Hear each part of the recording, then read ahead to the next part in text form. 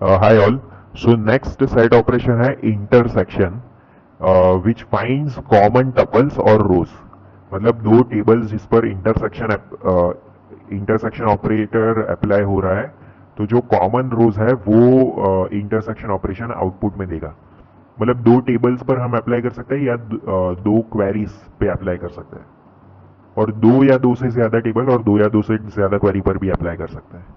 So the intersection operator returns only those tuples that appear in both relations. यानी कि common rows या common tuples. ना इसका symbol है R intersection S. Now again same हम student A student B example लेते हैं. तो इसमें हमने देखा था 3 स्नेहा जो है वो कॉमन टपल है. सो इंटरसेक्शन के आउटपुट में भी कॉमन टपल 3 स्नेहा मिलेगी हमें. और इसमें भी आप देख सकते हो नंबर ऑफ कॉलम्स दोनों टेबल में सेम है, दैट इज 2, और डेटा टाइप भी दोनों कॉलम का सेम है. So student A intersection student B will give this output. So 3 Sneha is the output. अभी इसकी इक्विवेलेंट क्वेरी जो ओरेकल PL/SQL डेटाबेस है, उसमें तो हमारे पास इंटरसेक्ट कीवर्ड होता है. सो इक्विवेलेंट क्वेरी बन जाएगी select roll number comma name from student A intersect select roll number comma name from student B.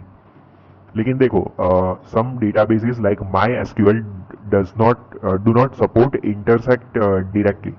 मतलब माई एसक्यूएल डेटाबेस जैसे कुछ डेटाबेसेस होते हैं उसमें इंटरसेक्ट कीवर्ड बाय डिफॉल्ट होता नहीं है.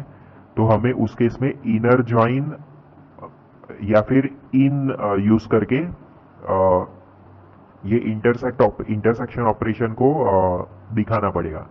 तो वो कैसे करेंगे? So example using join.